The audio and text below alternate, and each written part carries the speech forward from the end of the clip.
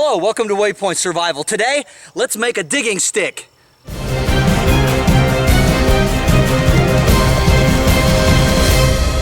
Today, we're going to take some of the treetops that have been trimmed here along this country road, and we're going to find the right size and shape stick, and we're going to make a project. Stay tuned. All right, so what we have here is the county came by and trimmed some of the trees, the treetops, smaller brush and branches, bushes that lined the sides of this country road, and it's left a lot of debris. And since this is right away and most of this stuff is just going to be tossed and destroyed or just left to rot where it lays, we're going to utilize it.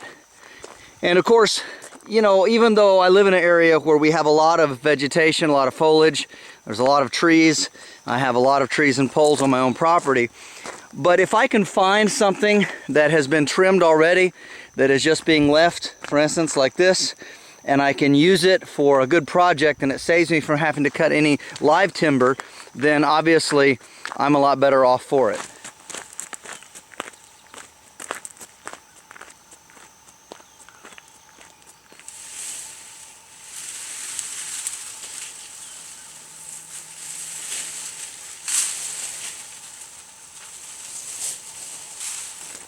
Alright, I think this probably right here will do pretty well.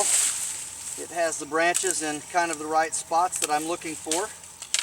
So let's get our saw out and our hatchet, and let's see if we can figure out how to make this into the project that we're looking for.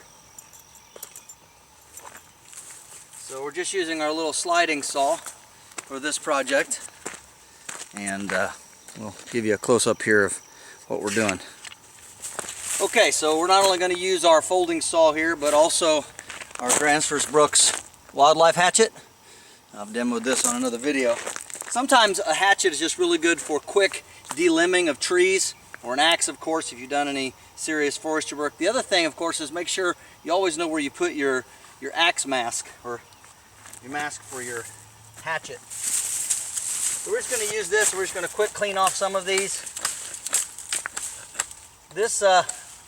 This particular bit of timber has been down along this road maybe 2 weeks, so everything's still fairly green, and that's exactly how we want it. Somewhat dried, it's not real wet, but it'll do for our purposes. Alright, now we're going to use our saw, and we're going to do some strategic cutting here. I'll lay this over here by my haversack.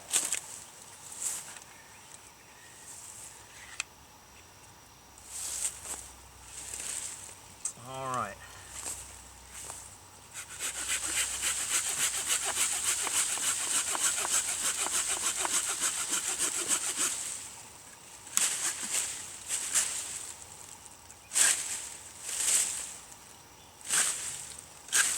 There we go.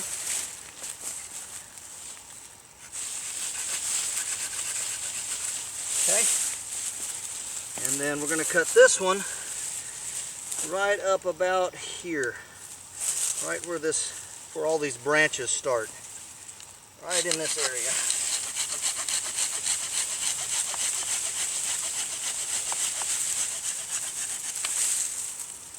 Okay, now what I'm looking for is I want this right here in particular, the way this branch sits, and also the curvature and the angle of this stick is particularly useful for me, and I'll show you why. Next we're going to take and we're going to cut this off. This branch here, we're going to cut it off fairly straight, kind of down this way. Okay, so we're going to use the plumber's vise here. We got this in our legs like so, and we're going to try and cut this off at a fairly straight angle.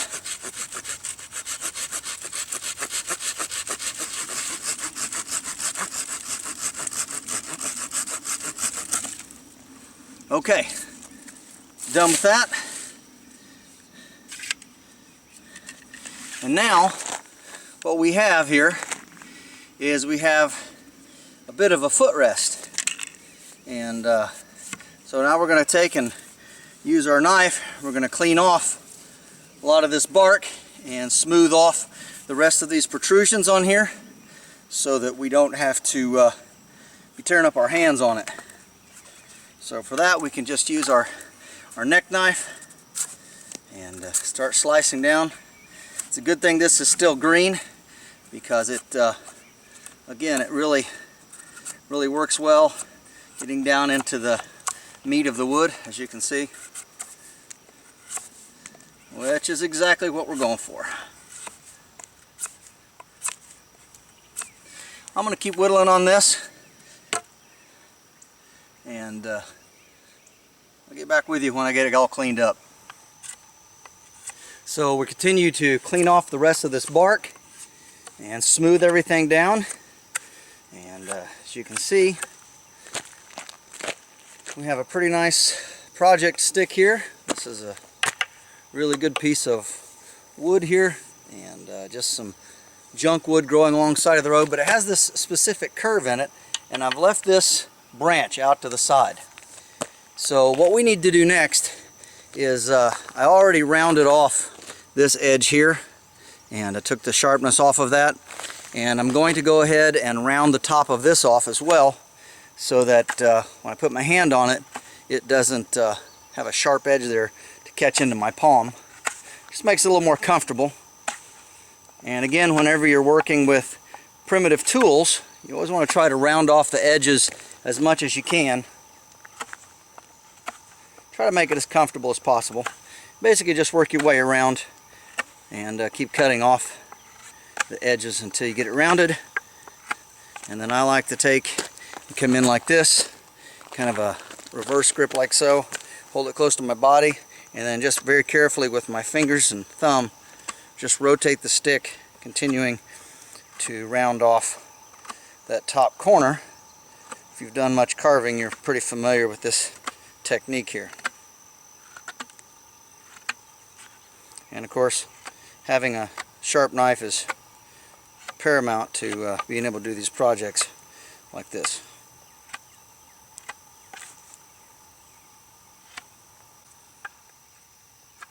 Alright, there we go. A nicely rounded top for our hand, so it doesn't hurt us when we start using it.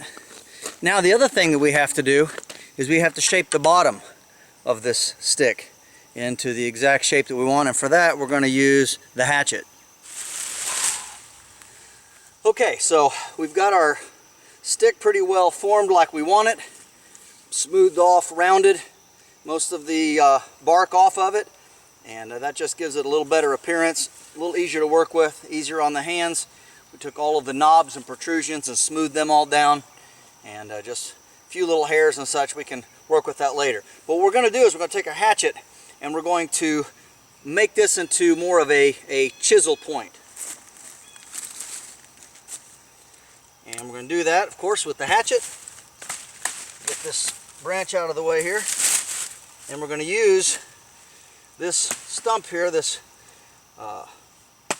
rest of the down tree here. We're going to use the rest of it for our anvil so that we don't slam our hatchet into the ground.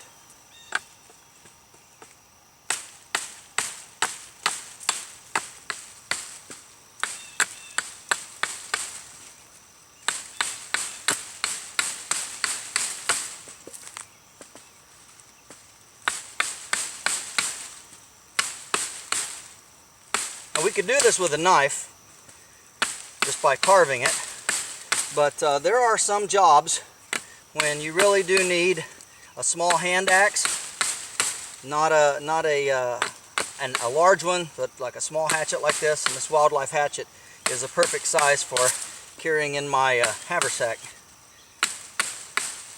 It actually fits in there completely. Alright, so that's pretty good. We got the one side done. Now we're going to go to the back side, and we're going to do the same thing. I'm going to shape it as well. Now you want to stop every once in a while and check, and as you're doing this wedge here, make sure that you're keeping it fairly flat on the ends.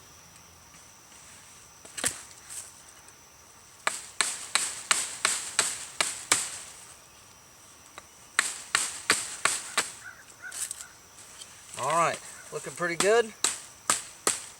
I'll trim this off just a hair.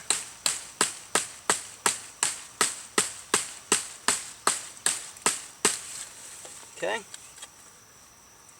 and there you go. You can see we've got our nice shaped tool.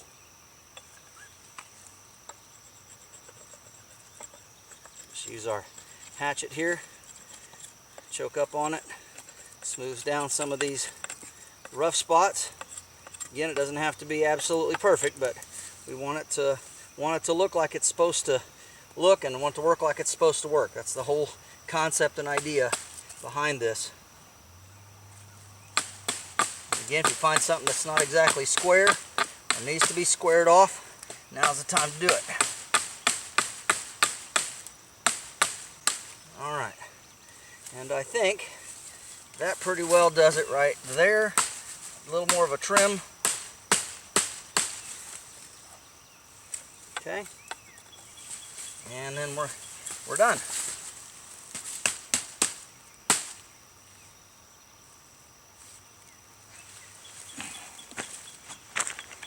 So here's the stick, and as you've probably guessed, it's a digging stick. We've got a place here for our foot, so we can help push it into the ground. We've got a gentle wedge carved in. Not a great big wedge, but somewhat of a gentle wedge to push in the ground. And it's about waist height. You can see here to the ground, about waist. And it's got this nice curve in it for leverage, so we can put our foot on it, and we can get back in here and we can push down and pull. So we're going to try that. We're going to go down to the pond where there's some cattails, and let's see how our digging stick works. Of course, you can use your knife, you can use a rock or some other tool, but I like it to be long enough to have some leverage. Get down in there, pull back, and use it for a lot of other tasks. And besides that, it's long enough to be a makeshift walking stick or even a defensive tool if you should have some wild animals come to your camp.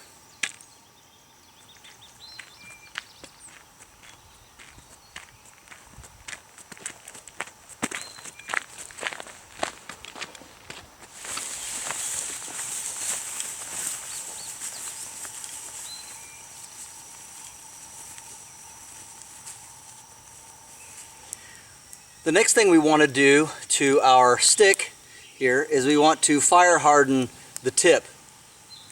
And we do that by holding it in the flames, and you don't have to have a great big fire for this, and just letting the heat cook out the moisture, and it will slowly blacken the tip. Since this wood is still fairly green, it's going to take a little while for it to do that.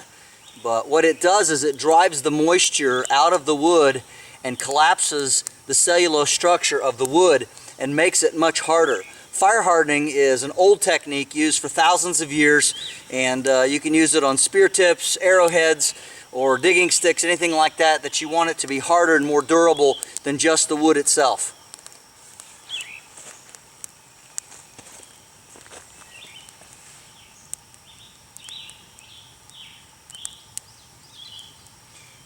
And again, we're not trying to burn it. We're not trying to set it on fire. All we're trying to do is harden the tip and drive out the moisture. And depending on how thick the wood is, this can take a little while. So we'll get back to you when we're done. All right, so we've now sufficiently fire hardened the tip. An idea of what it looks like. And let's go see if we can dig some cattail root with it. And here we are down at the cattail pond. And we also have, just to the left of us here, a very large patch of blackberries that aren't ripe yet, but they are developing. Another week or two, they'll be ready to eat.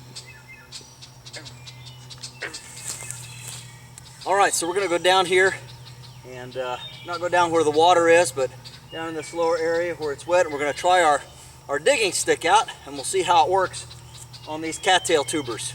Here's a good one right here. Easy to get to.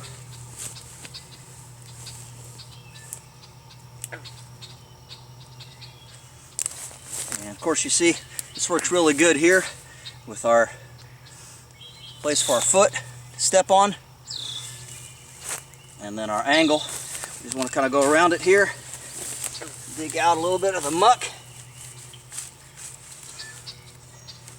down here and see if we can't get a hold of this rhizome down here. I can feel it down in here. All right, we're getting close. Thing about digging for these kind of tubers and roots, rhizomes as they're called, is it's kind of muddy, dirty work. That's for sure. All right. Getting down in there. Very good. All right, let's see here.